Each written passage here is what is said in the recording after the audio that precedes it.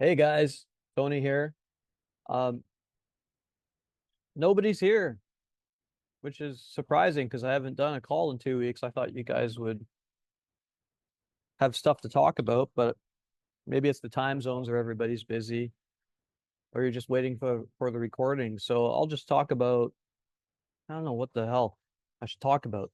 Let's talk about my last article on ego, because I think ego is one of the most fascinating and important subjects for guys who want to be good with women and to just kick ass at life in general.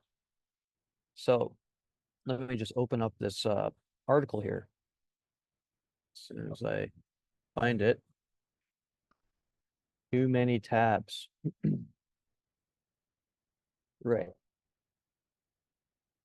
So give me a second. Here we go. I think this is one of the best articles personally that I've written in a long time. I'm pretty sunburnt, guys. I went to the beach with a girl I met yesterday, and here in Vietnam, the sun is super intense. I got burned up, man, burned up. But soon I'm going to be brown and even more beautiful. Right. So the reason I wrote this article was because it's such a common problem. And 100% of my clients, I recommend them the book A New Earth by Eckhart Tolle. If you haven't read it, get this book. It'll change your life. A New Earth by Eckhart Tolle. It's basically ego for dummies. And ego, if you don't know what ego is that little voice in your head that's constantly talking to you. When you have approach anxiety, it's because of the ego. When you have relationship problems, it's because of the ego. It's all ego. Any fear you feel about talking to strangers, going on a trip, when you feel like you need a new product in order to be better, maybe you need a new car, anything like that, it's all because of the ego. So we all know that guy with an out of control ego, that guy. Usually we mistake ego for being pride. And pride is part of ego, but it's not necessarily what ego is. Or people think a narcissist is egoic. And a lot of people think narcissist means someone who thinks they're so great, someone who's very prideful and proud of themselves. But it's actually the opposite. People with out of control egos are very insecure people. They're very self-conscious people. To be self-conscious means you have almost like an entity sitting outside of yourself, looking back at you and talking to you. So, for example, you're at a party, and you see some cute girls, and you think, oh, I want to meet that one. And then you start hearing that little voice in your head that says, well, we got to wait for the right opportunity. And actually, your clothes are dirty. You didn't do laundry today. And oh, those guys over there are watching you. They're going to see you if you get blown out. They're going to judge you. That's the little ego consciousness sitting outside of you. And you're actually looking at yourself from the perspective of the ego, right? It's like an outside observer. It's almost like playing a video game and you're in third person. So the ego is always pinging, like, where am I in the social hierarchy? Where am I, right? So this guy, he's often an egomaniac, and he looks like he doesn't listen to reason. He misinterprets helpful advice as a personal attack. He's always making excuses. He doesn't take responsibility. He lies, manipulates people. And these guys usually suffer from fear and depression and anxiety. It's just not a cool guy. When you meet a cool guy and you're hanging out with them, you usually feel like they're not judging you, and no matter how you are or what you do, they're generally going to approve of you. And you want to hang around people like that. Women are the same. They want to hang around people that are present in the now. They're not thinking and plotting about what to do in the future. Like, what do I say? What do I say? Like, this is in the future. And they're not living in the past. Like, all the last 10 chicks that I talked to blew me out. This one's going to blow me out too. That's in the past. A present man, a man who's in the now.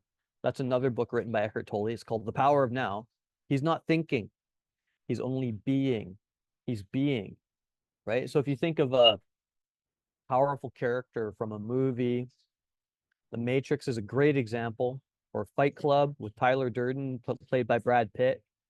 These guys are very present, right? They do what they want when they want to do it. Not Neo in the beginning of the movie, Neo, at the end of the first movie when he learns how to stop bullets and fly. That's a guy who's got masterful control of his ego. He gets the girl, no problem. She loves him. She'll never leave him. He's so powerful, right? My little brother is completely lost. He's completely lost to his ego, and it's unfortunate because of what I do for a living. So, for example, he met a girl in the Philippines when he was on a trip there, and he texted me, "Oh, I got a girlfriend," basically telling me he's in love. And I'm thinking, dude, you've been there for a week. How can you be in love, right? So he comes back to Canada. He has no job because he can't work at any job. He's depressed. He has anxiety. He's fearful. He's a marijuana junkie, which makes it even worse because marijuana takes you out of your head and really amplifies that external voice. Alcohol is the opposite. See, alcohol gives you inhibition. It puts you in the present moment. This is why people drink, they go party, they can talk to people because they just don't care because they're in the present moment. Marijuana is the opposite. He's smoking a lot of marijuana. So he sent me this. I was texting with him, and he's telling me about this long distance relationship. And I said, well, how are you going to go visit her? How are you going to pay for that if you go live in the Philippines? Oh, I want to think positive. And I said, oh, okay. And I said, well, here's my own philosophy with long distance relationships. They just don't work unless you have the resources to be able to fly back and forth all the time, or you can work online like I do. And I said, I think it's better to let a woman be free rather than than putting expectations on her to remain loyal and monogamous to you, which is what he was doing. And I said, because she's not going to anyway. She's just going to say she is, and she's going to do what she wants anyway. So you might as well say, hey, it'd be great if you didn't see other guys, but you're free to do what you want. And that's going to make her really love you instead of trying to control her and say, oh, you got to be monogamous and loyal to me, even though I have no money and I have no way to go back to see you in your country. I was talking about my own personal philosophy from dating foreign women. He got very upset over text message anyway. And he said, well, he said, remind me not to introduce you to my girlfriend. And I literally thought he was joking because this is what the ego does. The ego interprets all text messages through the lens of its storytelling. So he was interpreting that, I don't know what he was interpreting, that I was going to go there and seduce her because I made a joke and I said, oh, yeah, well, you better watch out. Uncle Tony's booking a flight to the Philippines. And he said, bro, that's really creepy. I'm blocking you. And then he blocked me and I haven't talked to him for 2 months. I thought he was joking. And so whenever he gets upset with me, usually when I tell him the truth or poke fun at one of his ideas, he blocks me. He's a young guy. He's 26. But that's the ego when it's out of control. Everything's me, me, me, me, me, I. You can't say anything to people. Like you could be a guy who works out a lot. You could be a guy who works out a lot. And you say, I'm going to the gym. And the guy with the crazy ego will say, well, I don't have time for the gym. You're like, hey, I wasn't talking about you, man. I was talking about me. But they see everything as an attack on their status, on their hierarchy. And you see this really prevalently in modern politics, like these left-wing lunatics. By the way, the right wing used to be the lunatics in the 1980s, 70s, 60s, 70s, 80s. Now it's flipped. Now the left wing are absolute fucking lunatics because their collective ego is out of control. That's why they want to censor people. That's why they're trying to kill their opponents, throw them in jail. Anyone who talks out against their policies, they get labeled as a misogynist or a racist. They won't listen to reason. This is a whole bunch of egomaniacs. It's an AI picture, obviously. But they say, oh, it's for social justice. It's for the greater good. So it doesn't just happen in the individual. It happens in the masses. And the best example is this little clip from South Park. So let's watch this.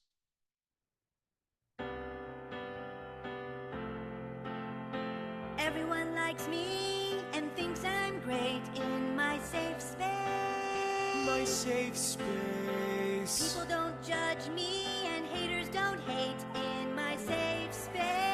Your safe space.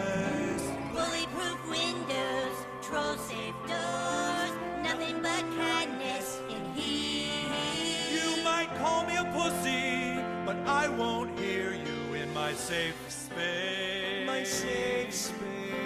Bulletproof windows. If you do not like me, you are not allowed in my safe space. Look and you will see there's a very select crowd in your safe space. People that support me, mixed in with more people that support me and say nice things. Rainbows all around me. There is no shame in my safe space. Uh-oh, here comes reality. Bulletproof windows. Reality.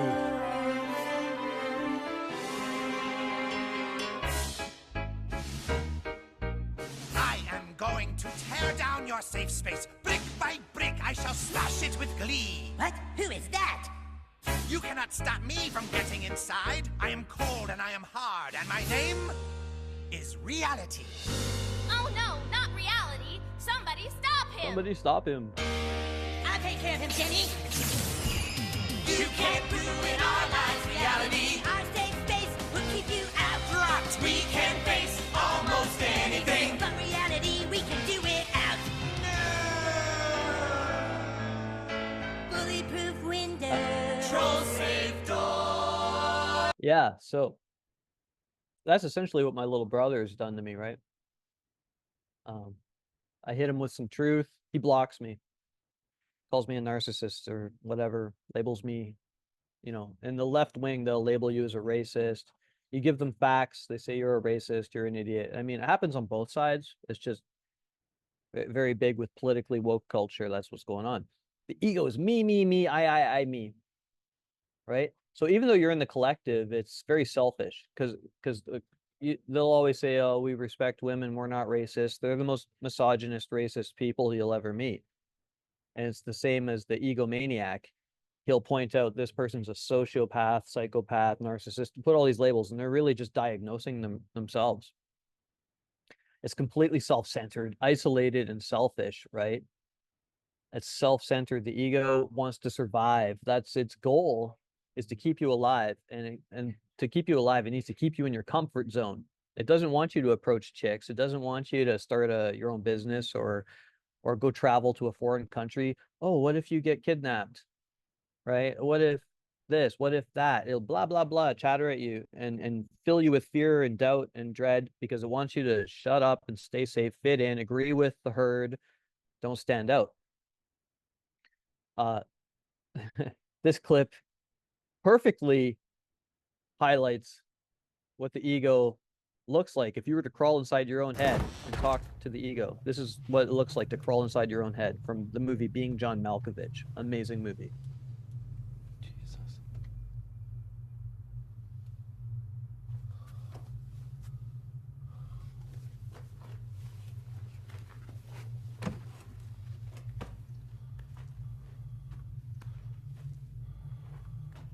What happens when a man goes through his own portal? We'll see.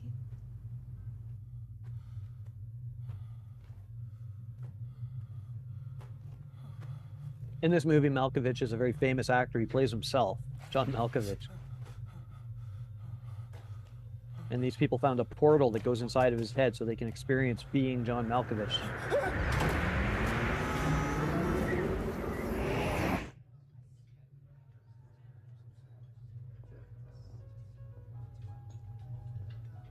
Malkovich. Malkovich, Malkovich. Malkovich, Malkovich. Malkovich, Malkovich, Malkovich. Malkovich, Malkovich. Malkovich.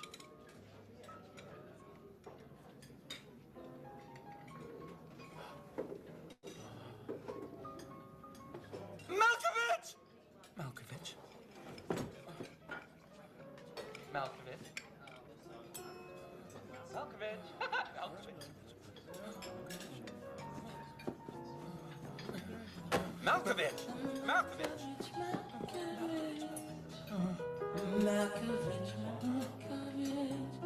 Malkovich. Malkovich. Malkovich. Malkovich.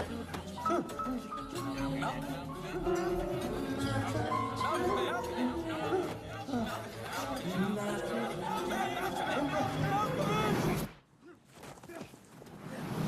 Yeah. So terrifying, right? But it's also the identity. So everything that you think is you, you think this is me, I'm a baseball player. I'm a PUA. I'm a dentist. I like bananas, right? None of it's true. It's just concepts, social constructs you've created with your ego to figure out where you fit in society. Money is the root of all evil. Women are selfish. I prefer vanilla to chocolate. You know, you see this so much in our community. The ego wants to separate you, you know, everything that's not you. This is why you have race. This is why you do have racists and misogynists and the real people that hate women and hate other races and other cultures. And this is why you have war. It just wants you to stay alive. But it hates being alone. It hates being alone, yet it isolates itself from anyone that will tell it the truth. And it just wants to surround itself in its safe space with delusion. Right. So you hear guys that say, well, I'm not an extrovert. It's not me. It's not me to go up and talk to girls like that.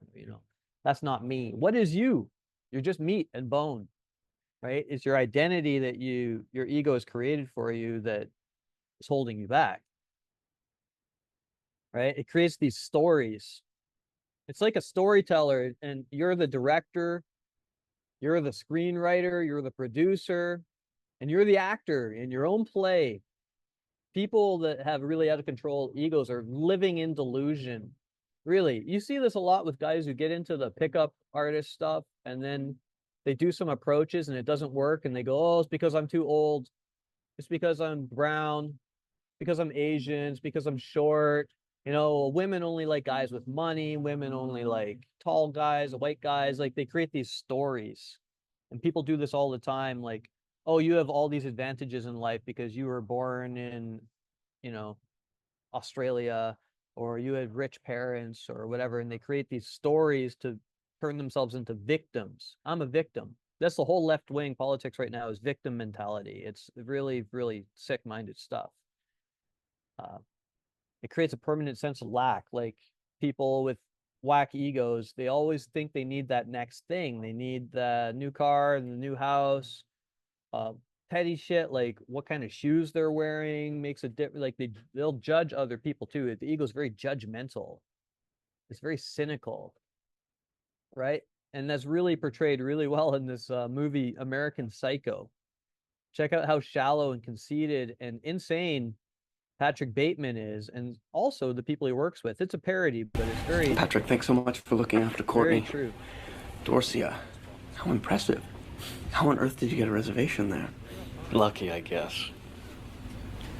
That's a wonderful suit. Don't tell me, let me guess.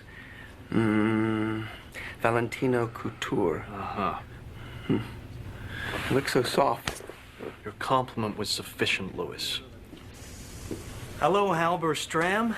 Nice tie. How the hell are you? Alan has mistaken me for this dickhead Marcus Halberstram. It seemed logical because Marcus also works at PNP and in fact does the same exact thing I do. He also has a penchant for Valentino's suits and Oliver Peoples' glasses. Marcus and I even go to the same barber, although I have a slightly better haircut. So how's the ransom account going, Marcus? It's all right. Really? That's interesting. It's not great. Oh, well, you know. So how's Cecilia? She's a great girl. Oh, yeah. I'm very lucky. Mm-hmm. Hey, Alan. Congratulations on the Fisher account. Thank you, Baxter. Listen, Paul, squash. Call me. What, Friday? No can do.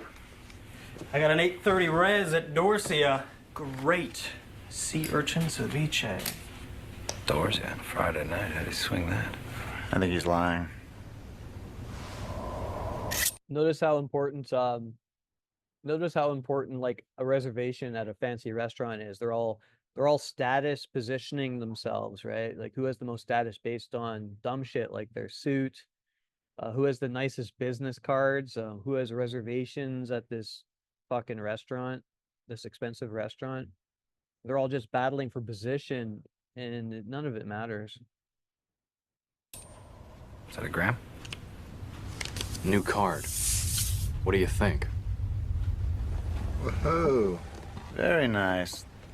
Look at that. Picked them up from the printers yesterday. See how proud he is? Good coloring. That's bone. And the lettering is something called Cillian Braille. It's very cool, Bateman, but that's nothing. Look at this. They're exactly the Really same. nice. Eggshell with Romalian type. What do you think?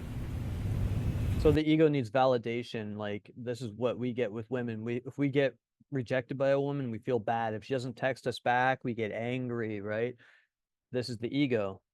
He's getting pissed off because this guy's apparently got a better business card. But even that guy's like, what do you think? Like, he needs the validation from the group in order to feel full, in order to feel significant. Nice. Jesus. That is really super. How'd a nitwit like you get so tasteful? I can't believe that Bryce prefers Van Patten's card to mine. But wait. You ain't seen nothing yet. Raised lettering. Pale nimbus. White. Impressive. Very nice. Let's see Paul Allen's card.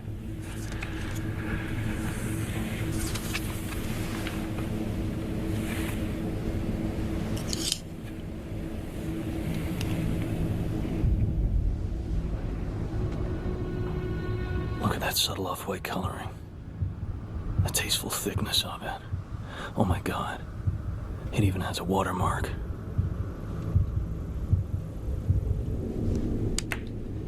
Something wrong? Patrick? You're sweating. Yeah, like they're all exactly the same. But his ego is like fucking whack, right? He's losing his mind. So this is like, I used to be a musician. I'd see this a lot where all the bands were pretty mediocre in our scene, but we all supported each other. That was the idea, because we're indie bands. And I would always go support new bands, even if they sucked. You know, you go, you shake their hand, you say, you know, you did great. And I had a friend who every band he would be like, oh yeah, but that guitar player sucks, or yeah, their bass lines are out of key, and he couldn't. And he's like, people only like them because they have this person in the band. And he was always like positioning himself and his music and his band and me. And I just thought that, you know, that's absurd, because we're all there just to hang out and have a good time. But he saw it as a battle for supremacy. In the pickup coach industry, there's a lot of guys that are like competitive, like as if there aren't enough clients in the world, in a world of 8 billion people. I never compete with well, you compete on a little level, right, for some things, but I'm not seeing other coaches as my enemy or my competition. They're my peers, right? These guys see each other as all as enemies. They're all competition over petty shit. You know, exactly. The ego is existing everywhere, but not in the present moment. It's just in the plotting on the future. I'm going to get a better business card, right? Or on the past, you know, like, oh, you know, that guy used to have the best business card, and now I have the worst business card. You know, it's all dumb shit. It's prideful and narcissistic, like a child. But grown-ass men do this all the time, and they don't even know. That's because they're unconscious. When you're not aware of your ego and what's going on, it's unconscious. Approach anxiety is just when you're unconscious. I don't know what to say. Again, you're plotting for the future. You're thinking of the past. You're listening to the voices.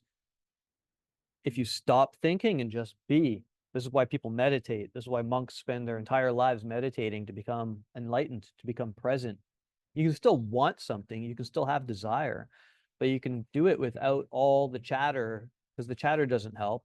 It just makes you a loser. This is why women love men who have control of their egos, because they're cool. They can shit test them, and the guy doesn't care. He doesn't get butthurt. He gets rejected. He doesn't care. He doesn't get butthurt. He just goes out and tries again. It's the prime source of life suffering, man. The ego will make you very, very unhappy, because people who are unconscious of their ego, they're always the victim. They're never able to create their reality. They can't create their reality. They're a victim of circumstance.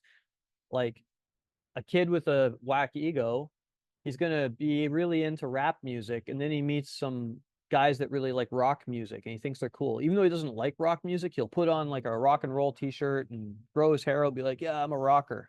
He's not really authentically being who he is.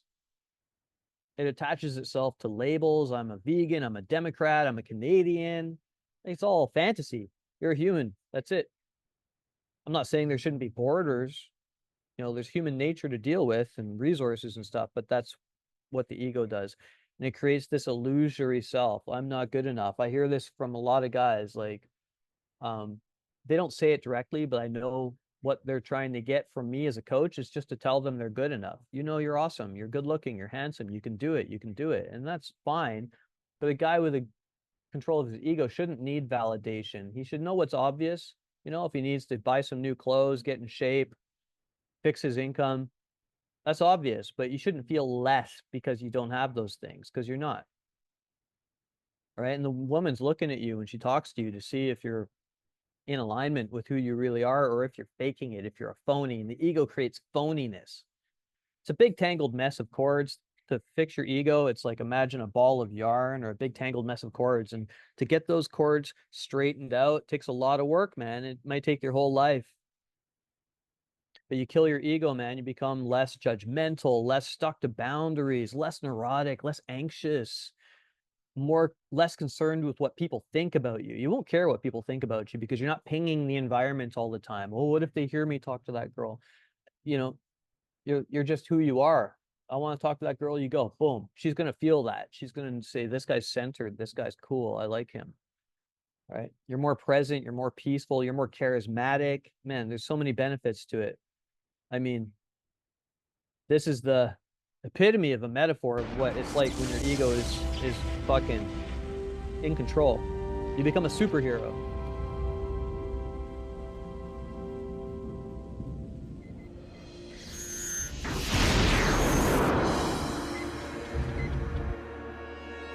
If you haven't seen The Matrix Part 1, you have to see it. It's the red pill, blue pill. That's where the metaphor came from. You take the blue pill, you stay in delusion, you stay with the ego. You're in this movie, he was a little worker drone at a low-paying tech job in a tiny desk in a cubicle, lonely, isolated.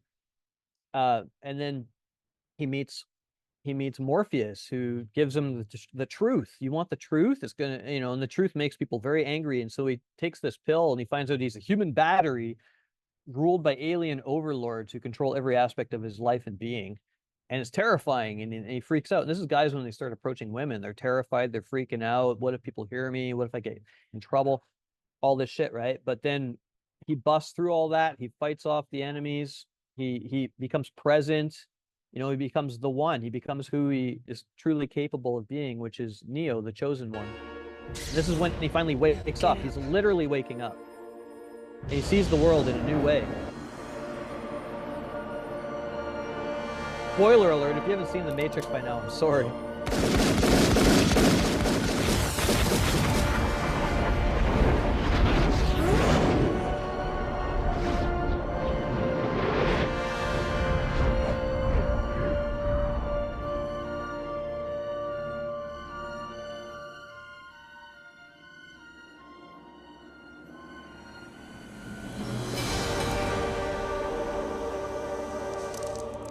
How? He is the one.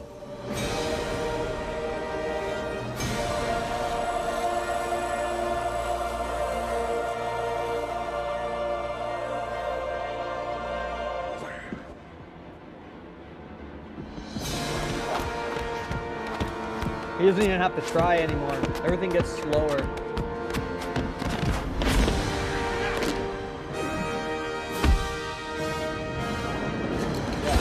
When you have game, when your game is really good, it's not because you know the right lines, you know exactly what to say. It's because you become so present, you don't give a fuck, and you access all of these resources, and like I used to tell guys when I used to go into a bar when I was young, uh, I it would be like everything was moving so fast, it was crazy and chaos. I didn't know what to do, what to say. Now, if I go into a bar, it's like everything's in slow motion. I can see who's with who. I can see what girl I want to meet. I don't have to think about it, you know, it's unconscious. I can just go over there. Doesn't mean she's going to sleep with me, but I can go meet anybody and they're not going to blow me out. Like very, very rarely will I get blown out. Because they sense that you're grounded, you're centered, you're in the present moment, and then people just want to talk to you. Like, hey, how's it going? You don't want anything from them. You can desire people, but you don't need it. You know, you don't need it. Whereas new guys are so needy, so needy. They're so egoic. How do you free yourself from egos? You can do the 30-day positivity challenge to start, right? I've got an article. If you go to this article, it'll link to instructions for that. Another very powerful article. Meditate, obviously. I mean, I have so many videos on meditation in the school group. You can find them. Just go look. 100 million YouTube videos, or you can just do it yourself. The best way is to just do it yourself every single day. And you will start to feel results. It takes time. It's like going to the gym. And the best book, of course, A New Earth by Eckhart Tolle. So guys, I know ego is not a very popular subject, right? If I said like 10 ways to give a chick a squirting orgasm with your pinky finger, everybody would show up. You know, the 6 things to say to guarantee you get laid on a first date, everybody shows up. I talk about ego, nobody cares. But it's literally the thing that's going to give you the most improvement and the most results in game is if you, on top of approaching women, study everything you can about ego. Watch Alan Watts on YouTube. Read Osho, O-S-H-O, Sadhguru. These are some of my favorite guys, Indian gurus. A New Earth, study Eckhart Tolle, study everything you can about the ego. And you'll become a way cooler person, man. More girls will want to fuck you. More guys will want to be your friend. And you're going to become less self-centered, less fearful, more ambitious too. And you're not going to have ambition from a needy place. It'll be from a, sure, I want to do that. I'm going to do it. And that's it. Not like how I can, so I'm not good enough. None of that shit. You're just gonna be like a superhero. You'll be like Neo. Okay, guys, until next week, adios.